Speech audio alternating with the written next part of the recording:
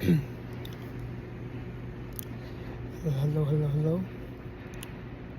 ဒီနေ့ရတော့ဗောနော်မြို့ထဲရောက်နေရင်ဖြစ်ပါတယ်ဒီဘက်ကတော့ convention center ဗောနော်အခုဒီမှာမြို့ရှိအောင်မှာဒီ relaxing chair မှာ relax လုပ်နေဖြစ်ပါတယ်ဆိုတော့ဒီနေ့ပြောချင်တဲ့အကြောင်းအရာရှိတယ်ဗောနော်ဒီနေ့ပြောပြချင်တဲ့အကြောင်းအရာ sharing လုပ်ပြီးချင်တာဗောနော်ဒီအမေရိကမှာနေမယ်ဆိုရင်ဒီမျိုးကြီးရဲ့မှာဘယ်လိုရှင်းတန်ရမလဲဘယ်လိုပေါ့နော်အသက်မွေးဝမ်းကြောင်းဘယ်လိုမျိုးရုန်းကန်ရလဲဒီတော့ဒီပေါ့နော် standard 3ခုပေါ့နော်အဲ့ဒီ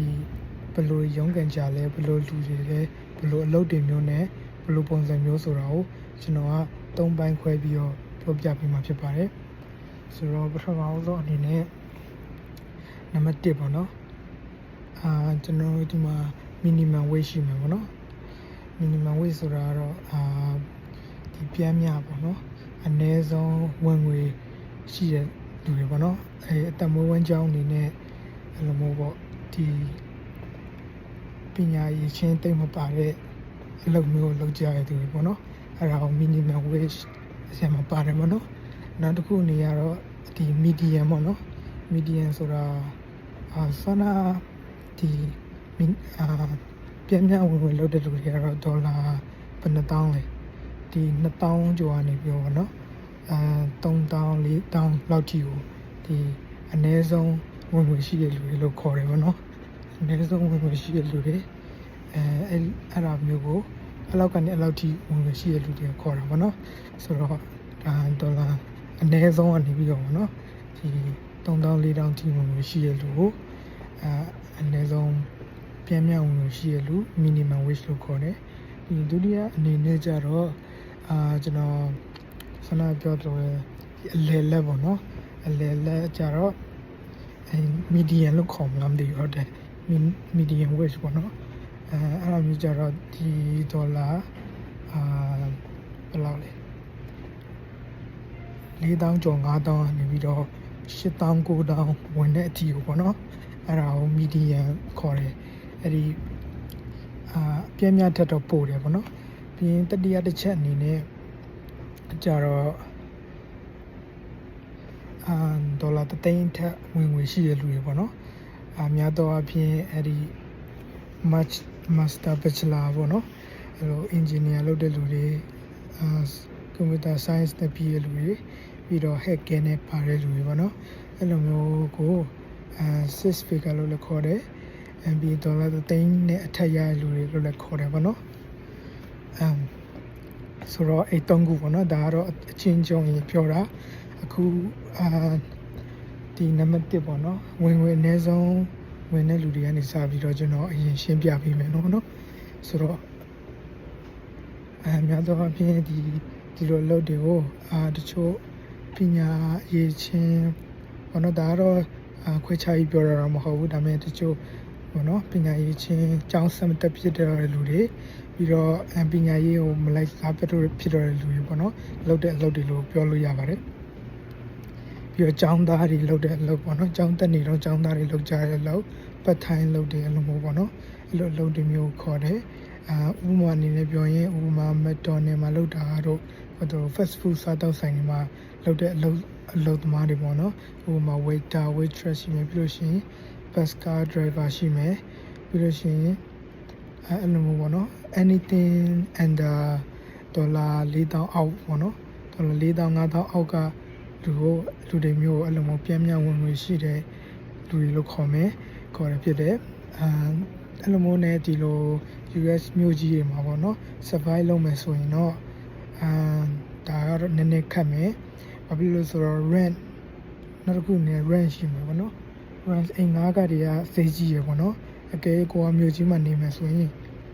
မြို့သေးမှလည်းတူလောက်ပဲပေါ့နော်အဲ့လိုမျိုးသိမကွာဘူးဒါပေမဲ့တစ်မြို့နဲ့တစ်မြို့နဲ့ကတော့အဲ့လိုမျိုးဘယ်လောက်ပေးလဲဆိုတာတော့ကွာတယ်ပေါ့နော်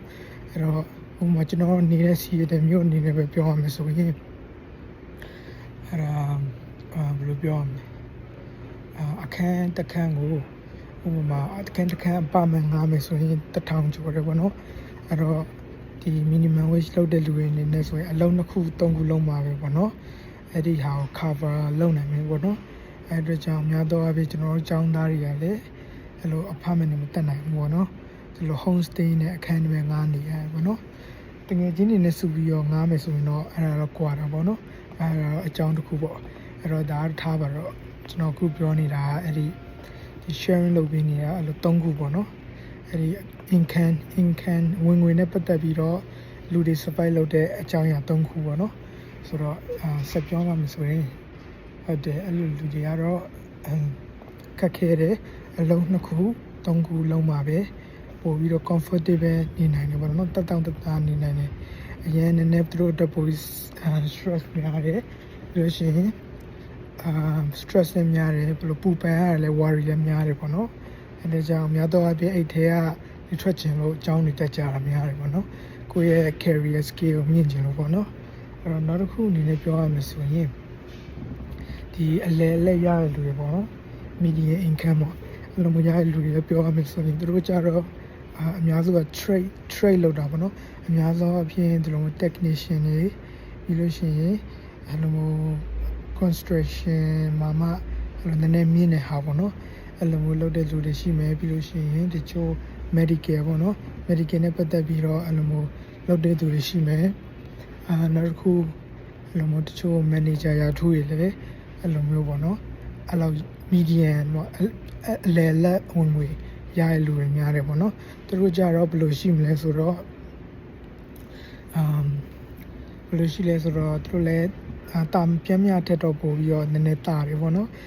သူတို့တွေက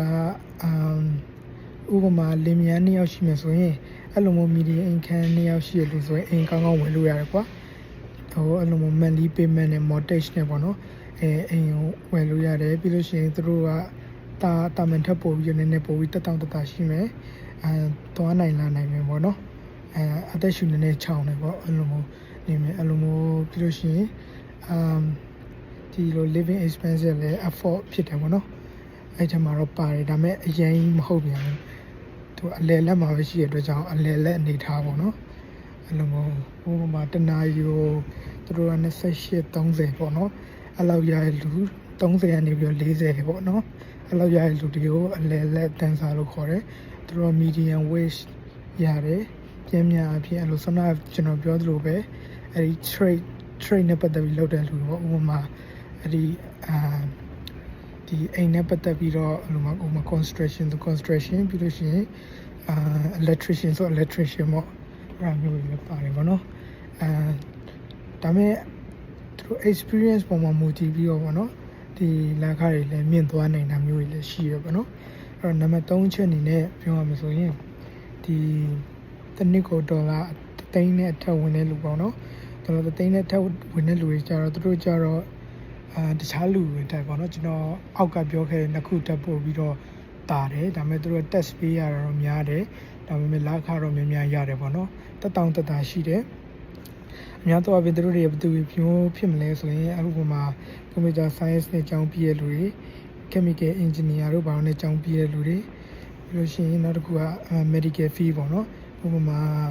ဒီ register nurse တို့ပြီးလို့ရှိရင် doctor တို့အကုန်လုံးပေါ့နော်အဲ့ဒါစသဖြင့်ပေါ့နော်အဲ့လိုမျိုးပြီးရလူတွေအတွက်ကြတော့သူတို့ကအဲ့လိုမျိုးပေါ့ပို့ပြီးတော့ပတ်စံရှာနိုင်တယ်တနာရီကိုဒေါ်လာ50နဲ့အထက်ရတယ်ပေါ့နော်ဒေါ်လာ50နဲ့အထက်ရတယ်100ကျော်200ကျော်300ပေါ့ experience နဲ့ကိုယ့်ရဲ့ပညာရေးအချင်းပေါ်မူတည်ပြီးတော့အမျိုးကွာသွားတယ်ပေါ့နော်